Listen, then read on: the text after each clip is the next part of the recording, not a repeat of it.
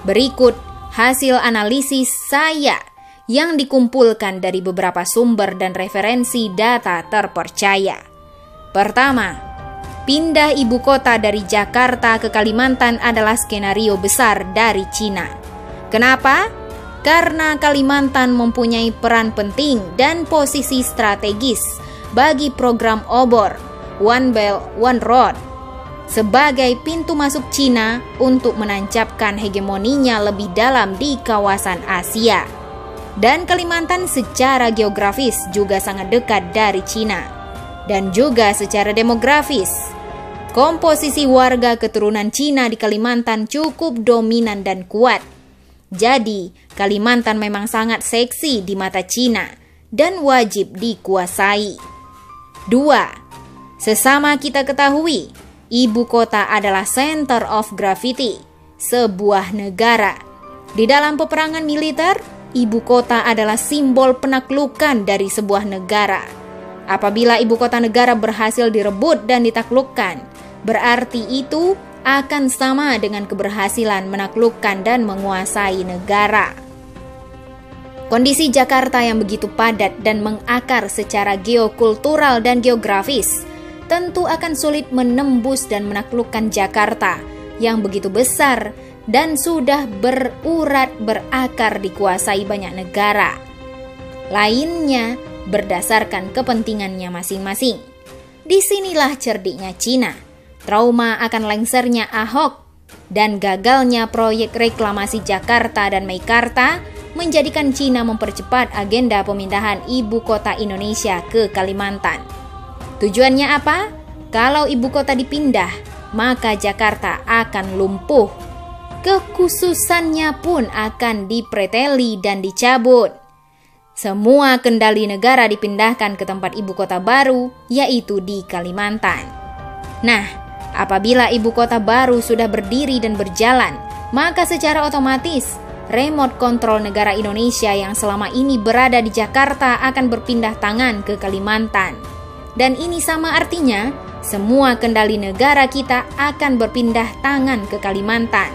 Secara paralel, seiring proses pembangunan ibu kota ini berjalan, Cina dengan mudah akan memobilisasi rakyatnya untuk masuk dan migrasi ke Kalimantan, agar kemudian menjadi mayoritas dan menguasai mutlak Kalimantan secara penuh, mulai dari fisik ekonomi, politik, dan komposisi jumlah penduduk seperti sejarah berdirinya Singapura dengan menyingkirkan pribumi Melayu.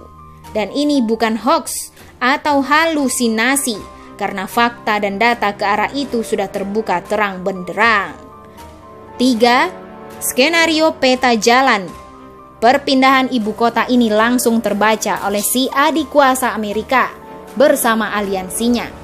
Kalau Kalimantan menjadi pintu masuk program obor Cina, maka Papua adalah pintu masuk program TPP, Trans-Pacific Partnership, Amerika dan aliansinya untuk membendung hegemoni Cina di Asia Pasifik.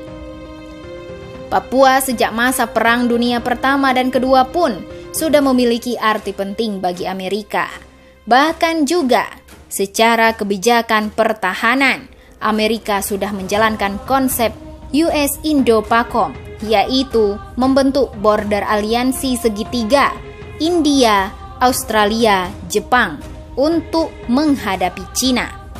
4. Jadi, perpindahan ibu kota ke Kalimantan ini sangat berdampak besar bagi masa depan Indonesia di antara jepitan dua kekuatan besar raksasa dunia. Perpindahan ibu kota ke Kalimantan adalah simbol kemenangan Cina atas Amerika dalam merebut dan menguasai Indonesia. Kalau ibu kota pindah ke Kalimantan, yang notabene semua fasilitas, konsep, desain, biaya berasal dari Cina, maka Amerika bersama sekutunya akan gigit jari. Indonesia lepas dari kontrol dan hegemoni Amerika. Wajah Indonesia akan berganti menjadi Indo-Cina. Indonesia yang selama ini American boy hanya tinggal sejarah dan cerita lama. So pasti dampak perpindahan ibu kota ke Kalimantan, semua yang terkait penguasaan atas tanah, bumi, air, birokrasi, sumber daya alam, Aparatur semua bergeser, serta juga pindah berada di bawah kendali ibu kota baru, Made in China. 5. Melihat skenario ini, Amerika langsung memainkan skenario tandingan rusuh Papua untuk memecah konsentrasi, menjegal rencana perpindahan ibu kota ke Kalimantan, atau juga akan memutilasi Papua dari Indonesia dengan ancaman Papua merdeka dan menjadi milik Amerika sebagai basis dan pintu masuk hegemoninya di kawasan Asia Pasifik. Karena pasti Amerika tidak akan rela ladang suburnya selama ini akan diambil alih Cina karena sumber kekayaan alam Papua yang melimpah serta letak geografis Papua yang tepat berada di tengah kawasan yang menghubungkan Amerika dengan Asia Pasifik Australia. 6. Pihak istana tentu sangat paham dan hati-hati dalam menghadapi manuver propaganda rusuh Papua yang begitu masif dan terencana ini. Makanya jangan heran, aparat khususnya Polri serta istana seperti gagap menghadapi situasi ini.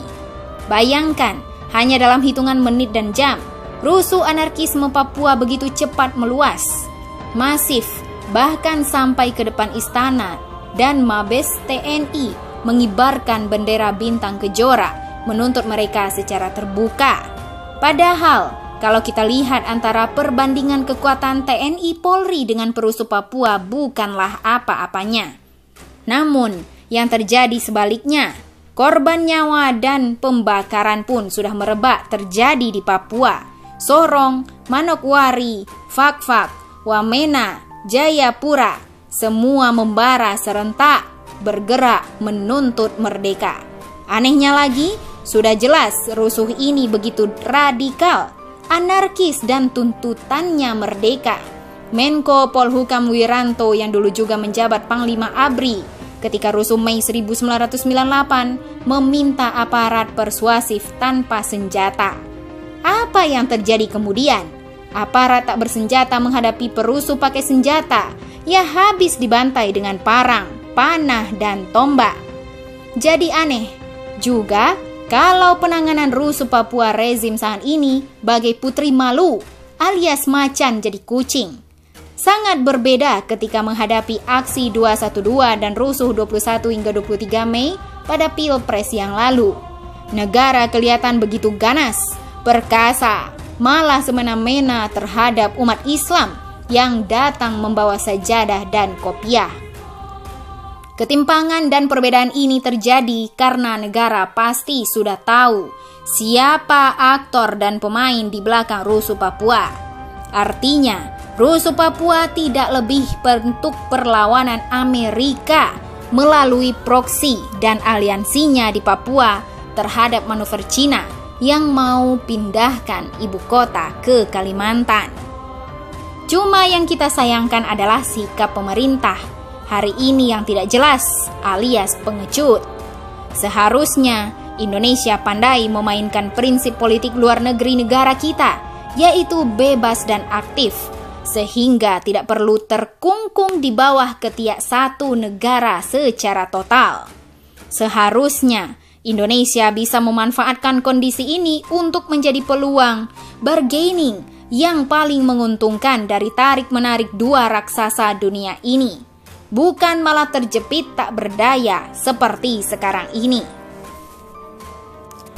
Untuk itu, kembali pada kesimpulan, inilah saatnya bangsa Indonesia menyiapkan skenario ketiga untuk membebaskan Indonesia dari jepitan dua raksasa dunia ini.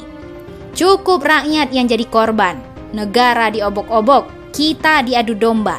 Indonesia harus bangkit dari kondisi keterjajahan ini.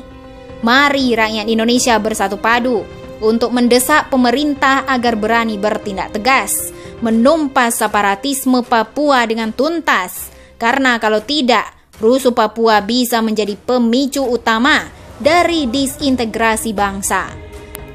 Selanjutnya, masyarakat juga mendesak agar presiden serta legislatif untuk membatalkan wacana pindah ibu kota ke Kalimantan. Karena ide ini hanyalah ibarat Indonesia memberikan lehernya kepada Cina. Stop, jangan lagi jadi pengkhianat bangsa dengan menjadikan diri pelayan, penjilat kepentingan Cina.